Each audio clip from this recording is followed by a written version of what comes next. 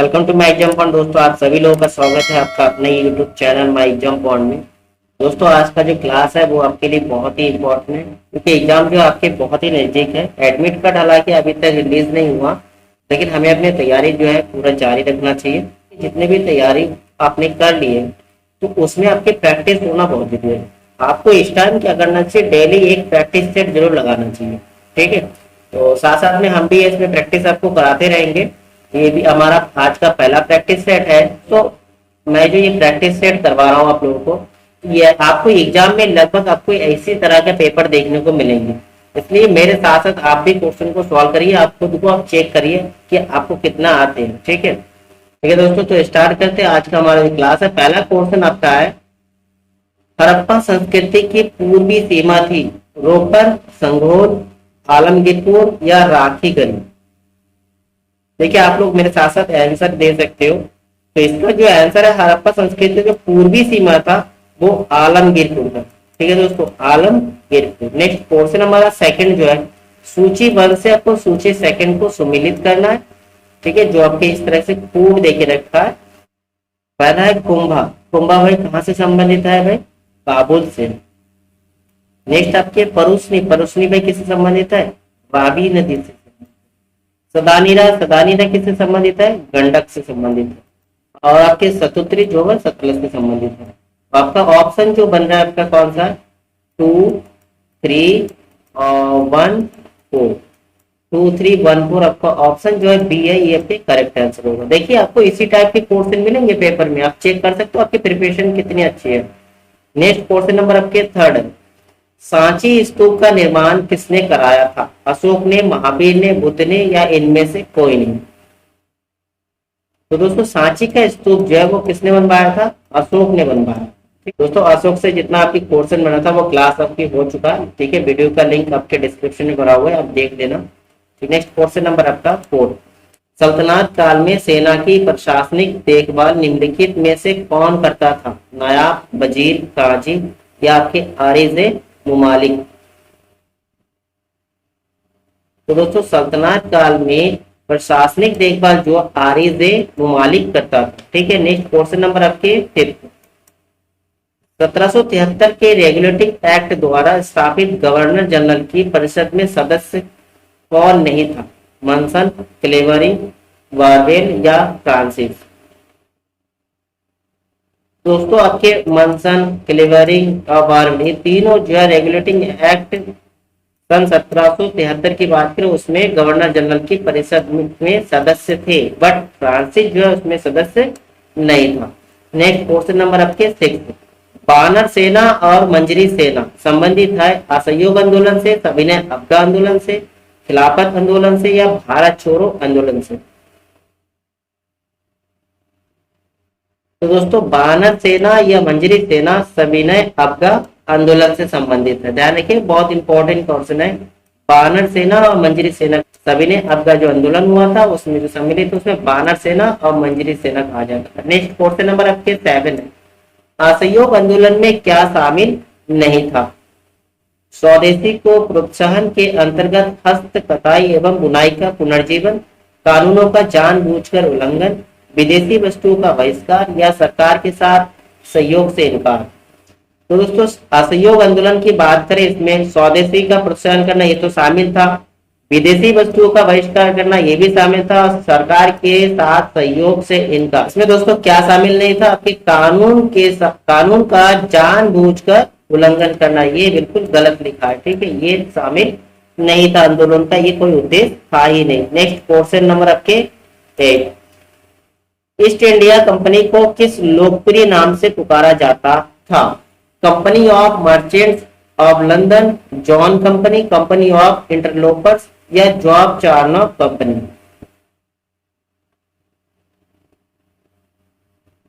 तो दोस्तों east India company को किस नाम से जाना जाता था? Company of merchant of London. Next question number आपके 9, स्पीकिंग टाइगर पुस्तक जीवनी है किसके? भगत सिंह के, सुभाष चंद्र बोस के, चंद्रशेखर आजाद के या राम प्रसाद बिस्मिल के? दोस्तों एक क्वेश्चन आपके लिए बहुत इंपॉर्टेंट है, स्पीकिंग टाइगर के नाम से किनके जीवनी है इसमें?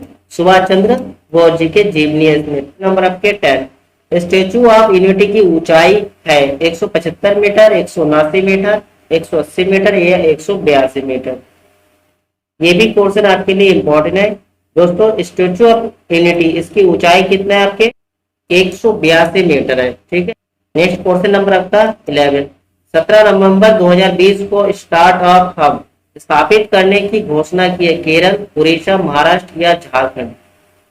तो दोस्तों 17 नवंबर 2020 को स्टार्टअप हब स्थापित करने की घोषणा जो है उड़ीसा ने किया है, ठीक। नेक्स्ट क्वेश्चन नंबर आपके 12। भगवान राम से जुड़ी तीर्थ स्थलों की यात्रा हेतु विशेष पर्यटन ट्रेन श्री रामायण एक्सप्रेस चलाई गई। नई दिल्ली से कटरा यानी कि वैष्णो देवी मंदिर, या आपके लखनऊ से नई दिल्ली, या आपके सफदरगंज से नई दिल्ली, या आपके जम्मू कश्मीर से लद्दाख। तो दोस्तों श्री रामायण एक्सप्रेस जो है सफदरगंज से नई दिल्ली के लिए चलाई गई, ठीक है। Next number 13। हाल ही में अमासे वैली ग्राम किस राज्य का पहला सौर ऊर्जा संचालित ग्राम बन गया? कर्नाटक, नई दिल्ली, आसाम या आपके सूरत। तो दोस्तों अमास एवेन्यू जो ग्राम है ये आपके कर्नाटक राज्य से संबंधित है। वहां ये हमारा पहला गांव बन गया जो सौर ऊर्जा से संचालित है, ठीक। नेक्स्ट क्वेश्चन नंबर आपके 14। हाल ही में राष्ट्रीय नागरिक register national register of citizen का दूसरा एवं अंतिम मसौदा जारी किया गया। नई दिल्ली, उड़ीसा, गुजरात या आसाम में। तो दोस्तों आसाम में राष्ट्रीय नागरिकता रजिस्टर का दूसरा व अंतिम मसौदा जारी किया गया, ठीक है। इंपॉर्टेंट क्वेश्चन ये भी आपके है। नेक्स्ट क्वेश्चन नंबर आपके 15। ग्लोबल हैप्पीनेस इंडेक्स GHI 2021 के अनुसार भारत का विश्व में कौन सा स्थान है? 136, 81, 139 130। ये क्वेश्चन जो आपके लिए बहुत इंपॉर्टेंट क्वेश्चन है, आप नोट करके रख लीजिएगा, बहुत इंपॉर्टेंट क्वेश्चन है, ठीक है दोस्तों। ग्लोबल हैप्पीनेस इंडेक्स में भारत को जो है 139वां स्थान मिला। नेक्स्ट क्वेश्चन नंबर आपके 16। निम्नलिखित पादपों में किसका संग्रह अंग तना नहीं है? गन्ना, अदरक, आलू या शकरकंद। ये तो आंसर आप लोगों को आना चाहिए। गन्ना ये तो भाई तना है, अदरक ये भी तना है, आलू ये भी तना से बनता है। कौन सा? शकरकंद जो है वो तना नहीं है, ध्यान रखिएगा, बहुत इंपॉर्टेंट क्वेश्चन है। नेक्स्ट क्वेश्चन नंबर आपके 17। निम्नलिखित में से कौन सा युग्म सही सुमेलित है? विटामिन ए रतौंधी बिल्कुल सही है ये। विटामिन B3 प्लेग्रा ये भी तो सही है भाई आपके। इसका मतलब ये क्वेश्चन टाइप गलत है कि निम्नलिखित में से कौन सा एक सही सुमेलित नहीं है होना चाहिए, नहीं है, ठीक है। कौन सा सुमेलित नहीं है? आप देखिए विटामिन डी वर्णनदाता ये आपके गलत है, जबकि फॉलिक एसिड रक्त अल्पता यानी कि एनीमिया ये भी सही है आपके, ठीक। तो आपका जो ऑप्शन सी है विटामिन डी वर्णनदाता ये जो है गलत देके रखा है, क्योंकि विटामिन डी से क्या होता है भाई? रिकेटस नामक बीमारी होता है, ठीक है, रिकेटस नामक बीमारी होता है, जबकि यहाँ क्या देख रखा है? वर्णनदाता देख रखा है, ठीक है, क्लियर है। चलिए नेक्स्ट क्वेश्चन देखते हैं। नेक्स्ट क्वेश्चन आपका 18। 1 नैनोमीटर होता है 10⁻⁻6 सेंटीमीटर या 10⁻⁻7 सेंटीमीटर या 10⁻⁻8 सेंटीमीटर या 10⁻⁻9 सेंटीमीटर। देखिए यहाँ कंफ्यूजन हो सकती है, आप सेंटीमीटर दिया है आपके हर जगह, जबकि मीटर होता है तो आपके 10⁻⁹ होता है नैनोमीटर में। अब इसमें सेंटीमीटर का तो 10⁻⁷ होगा, ठीक है, आपका आंसर 10⁻⁷ सेंटीमीटर। नेक्स्ट क्वेश्चन आपका 19। डायनेमो किसको परिवर्तित करता है? आंतरिक ऊर्जा को चुंबकीय ऊर्जा में, चुंबकीय ऊर्जा को आंतरिक ऊर्जा में, आंतरिक ऊर्जा को विद्युत ऊर्जा में या वैद्युत ऊर्जा को आंतरिक ऊर्जा में। देखिए डायनेमो मतलब जैसे जनरेटर आता है वो क्या करता है भाई? आंतरिक ऊर्जा को विद्युत ऊर्जा में चेंज करता है। तो आपका आंसर कौन सा होगा? सी जो ऑप्शन है ये करेक्ट होगा। नेक्स्ट क्वेश्चन नंबर आपके 20। भारत की सबसे लंबी अंतर्राष्ट्रीय सीमा किस देश के साथ लगती है? नेपाल, पाकिस्तान, चाइना या बांग्लादेश। तो दोस्तों भारत की सबसे लंबी अंतर्राष्ट्रीय सीमा जो है बांग्लादेश के साथ लगती है। Next question number 21। गोंडवाना क्रम की चट्टानें पाई जाती है नर्मदा नदी में, दामोदर घाटी में, सोन घाटी में या संपूर्ण दक्षिण भारत में। दोस्तों गोंडवाना क्रम की जो चट्टानें है वो दामोदर घाटी में पाई जाती है। नेक्स्ट क्वेश्चन नंबर आपके 22। सूची 1 से आपके सूची सेकंड को सम्मिलित करना है। पहला आपके है जूट। जूट भाई कहाँ मिलता है? आसाम, केरल, पश्चिम बंगाल। जूट कहाँ पर? पश्चिम बंगाल में मिलते हैं। नेक्स्ट आपके है चाय। चाय कहाँ मिलेंगे? चाय तो आसाम की होती है। नेक्स्ट आपके है रबर भाई, केरल में पाई जाती है। नेक्स्ट गन्ना जो है, गन्ना नंबर 1 में उत्तर प्रदेश है। तो आपका ऑप्शन क्या बन रहा है? आपके 3, फिर आपके 1, फिर आपके 2, फिर आपके 4। 3 1 2 4, 3 1 2 4। आप देखिए 3 1 2 4 आपका ऑप्शन जो है ए 3 1 2 4 इज करेक्ट। ठीक, तो आपका क्वेश्चन नंबर 23 कथन ए देके रखा है और यहाँ इसका कारण आर देके रखा है। पहला क्या? प्रायद्वीपीय भारत की सभी प्रमुख नदियां बंगाल की खाड़ी में गिरती है, परंतु नर्मदा व ताप्ती नदियां अरब सागर में गिरती है। ये तो बात बिल्कुल सही है। आप लोगों को पता होगा कि भारत में जितने भी नदियां वो आपके बंगाल की खाड़ी में गिरती है, परंतु नर्मदा और ताप्ती जो है वो अरब सागर में गिरती है। इसका कारण क्या देके रखा है? नर्मदा और ताप्ती नदियां विध्वंस घाटी से होकर बहती है। ठीक है, तो आपका ये देखिए नीचे दिए कोड देखिए, ए और आर दोनों सही है तथा आर एक ही सही वाक्य करता है। तो आपका ऑप्शन जो है ये करेक्ट होना चाहिए। सेकंड आप देख सकते हो ए आर की सही है, परंतु आर एक ही वाक्य नहीं करता। ये बिल्कुल नहीं, वाक्य तो कर रहा है वहां पर। ए सही है, आर गलत है, ये गलत है, आर ये एक भी कथन सही नहीं। आपका ऑप्शन जो है ए करेक्ट हो रहा है आंसर। देखिए सोच समझ के आपको आंसर टिक करना है, क्योंकि आपके इसमें नेगेटिव मार्किंग भी है। चलिए क्वेश्चन नंबर आपके 24 भारत में सबसे अधिक उपजाऊ मृदा कौन सी है? लाल मृदा, काली मृदा, जलोढ़ मृदा या चूनेदार मृदा? ये तो पता होगा, भारत में सबसे उपजाऊ मृदा कौन सी है? जलोढ़ मृदा। ठीक, नेक्स्ट क्वेश्चन नंबर 25 विश्व की सबसे बड़ी कोयले की खान बाकी किस देश में स्थित है? कजाकिस्तान, जिम्बाब्वे, पोलैंड या जर्मनी? विश्व की सबसे बड़ी कोयले की खान बॉम्बे में मिलता है। ठीक है, उस कोयले की खान का नाम क्या है? वांकी है। ठीक, नेक्स्ट क्वेश्चन नंबर आपके 26 फल तथा सब्जियों में मोम के घोल का उपयोग किया जाता है। किस लिए किया जाता है भाई? फल तथा सब्जियों पर चमक लाने के लिए, उनका भंडारण काल बढ़ाने के लिए, या उनको पकने की गति में तेजी लाने के लिए, या उपयुक्त में से कोई नहीं। सोचिए और बड़े अच्छे ढंग से आंसर दीजिए इसका। दोस्तों फल और सब्जियों में मोम का घोल लगाया जाता है, किसलिए? उनका भंडारण काल बढ़ाने के लिए। ठीक है, भंडारण काल बढ़ाने के लिए। नेक्स्ट क्वेश्चन नंबर आपके 27 दोसांग उत्सव है जो मनाया जाता है तिब्बत में, अरुणाचल प्रदेश में, सिक्किम में या केरल में? तो दोस्तों नौसांग उत्सव जो है सिक्किम में मनाया जाता है। नेक्स्ट क्वेश्चन नंबर आपके 28 हितोपदेश नामक पुस्तक के लेखक कौन है? विष्णु शर्मा, नारायण पंडित, नागार्जुन या वात्स्यायन? तो हितोपदेश जो पुस्तक इसके लेखक कौन है? नारायण पंडित। नेक्स्ट क्वेश्चन नंबर आपके 29 यहाँ भी आपको सूची 1 से सूची सेकंड को मैच करना है। ठीक है, तो आप देखिए एक तरफ संस्थान देके रखा है, एक तरफ उसकी अवस्थिति देके रखा है। ठीक है, तो बीबी गिरी राष्ट्रीय श्रम संस्थान ये कहाँ पर है? बीबी गिरी राष्ट्रीय श्रम संस्थान वाराणसी, मथुरा, गाजीपुर, नोएडा। तो भाई नोएडा में है। नेक्स्ट भारतीय सब्जी अनुसंधान संस्थान कहाँ पर है? सब्जी अनुसंधान संस्थान की बात करिए वाराणसी में। नेक्स्ट आपके पंडित दीनदयाल उपाध्याय पशु चिकित्सा विश्वविद्यालय कहाँ है? मथुरा में। नेक्स्ट आपके क्षेत्रीय रेल प्रशिक्षण संस्थान गाजीपुर में। तो आपका ऑप्शन क्या हो जाएगा? 4, फिर सेकंड का आपका हो गया फर्स्ट, फिर आपके थर्ड का हो गया सेकंड, और आपके फोर्थ का हो गया थर्ड। तो 4 1 2 3 ऑप्शन देखिए, 4 1 2 3 आपका ऑप्शन जो है सी है, ये करेक्ट आंसर है। ठीक है, नेक्स्ट क्वेश्चन नंबर आपका 30 है भारत की संविधान सभा की संघ शक्ति समिति के अध्यक्ष कौन थे? डॉक्टर राजेंद्र प्रसाद, जेबी कृपलानी, सरदार वल्लभ भाई पटेल या जवाहरलाल नेहरू? भारत की संविधान सभा संघ समिति के अध्यक्ष जो है जवाहरलाल नेहरू थे। जबकि प्रारूप समिति की बात करें तो उसके अध्यक्ष कौन थे? आपके डॉक्टर भीमराव अंबेडकर। ठीक, नेक्स्ट क्वेश्चन नंबर आपके 31 धर्म, मूल वंश, जाति, लिंग एवं जन्म स्थान के आधार पर जो विभेद है का प्रतिबंध संविधान के किस अनुच्छेद में है? देखिए धर्म, मूल वंश, जाति, लिंग, जन्म स्थान आपके अनुच्छेद 12, 13, 14 या 15। बहुत इंपॉर्टेंट क्वेश्चन है। ये जितने पॉइंट है आपके ये सबकी जो व्याख्या अनुच्छेद 15 में है।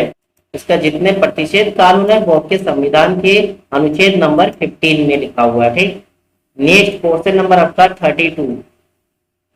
राज्यसभा में भारत का राष्ट्रपति कितने सदस्य मनोनीत कर सकता है? 2, 8, 10 या 12? तो दोस्तों राज्यसभा में भारत का राष्ट्रपति जो है 12 सदस्य को मनोनीत कर सकते हैं, जबकि लोकसभा में 2 सदस्य को मनोनीत कर सकते हैं। ध्यान रखिएगा, राज्यसभा रा लिखते हो ना, रा, तो इसमें जो रा लिखोगे 1 को इधर ले जाओ तो आपके हो जाएगा 12। इतना ध्यान रखिएगा, राज्यसभा में 12 और लोकसभा में 2 होता है। ठीक, नेक्स्ट क्वेश्चन नंबर आपके 33। भारतीय संविधान के निर्माण के दौरान सन 1946 में संविधान सभा के संवैधानिक सलाहकार के रूप में किसे नियुक्त किया गया था? गोपाल स्वामी अयंगर, बी.एन. राव, के.एम. मुंशी या बी.आर. अम्बेडकर? ये भी क्वेश्चन आपके बहुत इंपॉर्टेंट है। सभा में संवैधानिक सलाहकार के रूप में किसे नियुक्त किया? बी.एन. राव को नियुक्त किया गया था। ठीक, नेक्स्ट क्वेश्चन नंबर आपके 34। भारत में नियंत्रक और महालेखा परीक्षक की नियुक्ति कौन करता है? राष्ट्रपति, भारत का मुख्य न्यायाधीश, प्रधानमंत्री या उच्चतम न्यायालय? तो दोस्तों भारत के नियंत्रण और महालेखा परीक्षक यानी कि आपके कैग का जो अध्यक्ष है उसकी नियुक्ति कौन करता है? राष्ट्रपति करता है। ठीक, नेक्स्ट क्वेश्चन नंबर आपके 35। ज्ञानपीठ पुरस्कार किस क्षेत्र वालों को दिया जाता है? साहित्य, इतिहास, नाटक या नृत्य? ये क्वेश्चन तो आपके लिए शायद बहुत सिंपल लग रहा होगा, लेकिन आप लोगों को बता दूं कुछ क्वेश्चन सिंपल भी बनता है, कुछ मीडियम बनते हैं, कुछ बहुत ज्यादा मॉडरेट भी बनते हैं। ठीक है, तो इस तरह से पेपर तैयार किया जाता है। ठीक है, जो आप इसका आंसर तो जानते ही है, क्या होगा आंसर? साहित्य क्षेत्र में ज्ञानपीठ पुरस्कार दिया जाता है। नेक्स्ट क्वेश्चन नंबर आपके 36।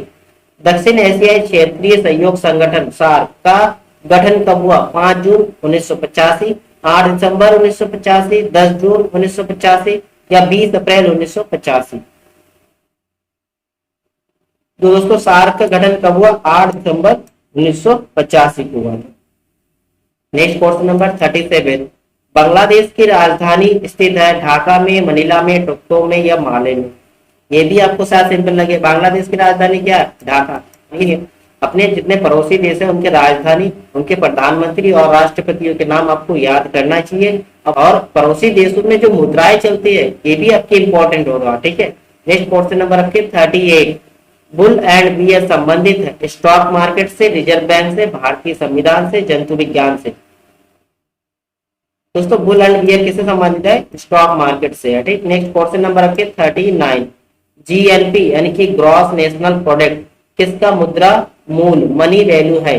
अर्थव्यवस्था में अंतिम माल और सेवाओं के वार्षिक उत्पादन का, या आपके अर्थव्यवस्था में वार्षिक सेवा का उत्पादन, या आपके अर्थव्यवस्था में ठोस माल की उपलब्धि का, या आपके अर्थव्यवस्था में वार्षिक ठोस माल के उत्पादन का? तो अर्थव्यवस्था में अंतिम माल और वार्षिक सेवाओं का उत्पादन का जो है उसको हम जीएनपी बोलते हैं, जबकि जीडीपी क्या होता है? वार्षिक सेवाओं का उत्पादन होता है। ठीक है, तो नेक्स्ट क्वेश्चन हमारा है 40। किस भारतीय व्यक्ति ने अर्थव्यवस्था में नोबेल पुरस्कार जीता था? खुशवंत सिंह, अरुंधति रॉय, चेतन भगत या अमर्त्य सेन? देखिए इसमें अर्थशास्त्र के लेखक तो एक ही आपके ऑप्शन देख रखा, अमर्त्य सेन का। तो ऑप्शन आपके आंसर भी जो क्या होगा? नोबेल पुरस्कार प्राप्त करने वाला अमर्त्य सेन है। नेक्स्ट क्वेश्चन नंबर आपके 41 में असमानता डैश द्वारा मापी जा सकती है? किसको? औसत, औसत विचलन, मानक विचलन या लॉरेंज वक्र? जिन लोगों ने इकोनॉमिक्स अच्छे ढंग से स्टडी किया उनको पता है आय का जो असमानता है वो लॉरेंज वक्र द्वारा मापी जा सकती है। ठीक है, नेक्स्ट क्वेश्चन नंबर आपके 42। सरकार ने केंद्रीय प्रत्यक्ष कर बोर्ड की अध्यक्षता में कुछ समय पहले जो समिति गठित की थी वह किससे संबंधित है? कर कानून का संहिताकरण, बैंक कर लगाने के मुद्दे के साथ अन्य सभी कर कानूनों की संरचना, भारत में विदेशी निवेशकों की प्रणाली संबंधित सरोकारों का, या आपके काले धन के निर्माण, उसका विदेशों में हस्तांतरण तथा उस धन को भारत की कानूनी वित्तीय प्रणाली के अंतर्गत वापसी के मुद्दे? तो दोस्तों इसका आंसर क्या होगा? केंद्रीय प्रत्यक्ष कर बोर्ड की अध्यक्षता में अभी वो समिति गठित हुआ, उनका मेन उद्देश्य क्या है? काले धन के निर्माण, उसके विदेशी हस्तांतरण व उस धन के भारत की कानूनी वित्तीय प्रणाली के अंतर्गत वापसी लाना या उसके मुद्दे पर पॉइंट रखना। ठीक है, ये हमारा क्या बहुत इंपॉर्टेंट क्वेश्चन बन जाता है। प्रत्यक्ष कर बोर्ड की अध्यक्षता में जो समिति बनी, ठीक है, उनने ये जो पॉइंट है ये रखा है, ये मुद्दा रखा है, बहुत इंपॉर्टेंट है। नेक्स्ट क्वेश्चन नंबर 43, हाल ही में जारी वर्ष 2020 के भ्रष्टाचार धारणा सूचकांक में भारत को कौन सा स्थान मिला? 86वां, 89वां, 92वां या 96वां? ये भी आपके इंपॉर्टेंट क्वेश्चन बनता है दोस्तों। ठीक है, जो भ्रष्टाचार धारणा सूचकांक की बात करें, इनमें भारत का जो रैंक बना वो कौन सा बना भाई? 86वां स्थान। ठीक, नेक्स्ट क्वेश्चन नंबर आपके 44, हाल ही में किसे 42वें उप सेना प्रमुख के रूप में नियुक्त किया गया? के सिंह, एम के तिवारी, सीपी मोहंती या जेपी जोशी? तो दोस्तों 42वें उप सेना प्रमुख किसे नियुक्त किया गया? सीपी मोहंती को नियुक्त किया गया। नेक्स्ट क्वेश्चन नंबर आपके 45, हाल ही में किस व्यक्ति को वर्ष 2021 का सुभाष चंद्र बोस आपदा प्रबंधन पुरस्कार मिला? रघुनाथ दास, पदम सिंह, रमेश नगरकोटी या राजेंद्र कुमार भंडारी? तो दोस्तों सुभाष चंद्र बोस आपदा प्रबंधन पुरस्कार 2021 का राजेंद्र कुमार भंडारी को मिला। नेक्स्ट क्वेश्चन नंबर 46, हाल ही में कौन 2 एक्सप्रेस वे पर हवाई पट्टी वाला भारत का पहला राज्य बना? गुजरात, उत्तर प्रदेश, मध्य प्रदेश या चेन्नई? इसका आंसर भी आप लोगों को पता होना चाहिए। अगर आप यूपी ट्रिपल एस सी की तैयारी करें तो 2 एक्सप्रेस वे जहां पर हवाई पट्टी बनाएगा उत्तर प्रदेश में है। ठीक, नेक्स्ट क्वेश्चन नंबर आपके 47, हिंद महासागर पश्चिम में किस महाद्वीप से घिरा हुआ है? अफ्रीका महाद्वीप, अंटार्कटिका महाद्वीप, ऑस्ट्रेलिया महाद्वीप या दक्षिण एशिया महाद्वीप? ये क्वेश्चन तो सिंपल है आपके लिए। हिंद महासागर जो पश्चिम में किससे भाई? अफ्रीका महाद्वीप से घिरा हुआ है। नेक्स्ट आपके क्वेश्चन नंबर 48, गल्फ स्ट्रीम, देखिए ये बहुत इंपॉर्टेंट है। गल्फ स्ट्रीम खाड़ी में एक नदी, एक महासागरीय धारा, जेट स्ट्रीम का दूसरा नाम या धरातलीय हवा? तो दोस्तों गल्फ स्ट्रीम जो है ये महासागरीय एक धारा है। ठीक, नेक्स्ट क्वेश्चन नंबर आपके 49, लवणता की सर्वाधिक मात्रा पाई जाती है बाल्टिक सागर में, श्याम सागर में, मृत सागर में या लाल सागर में?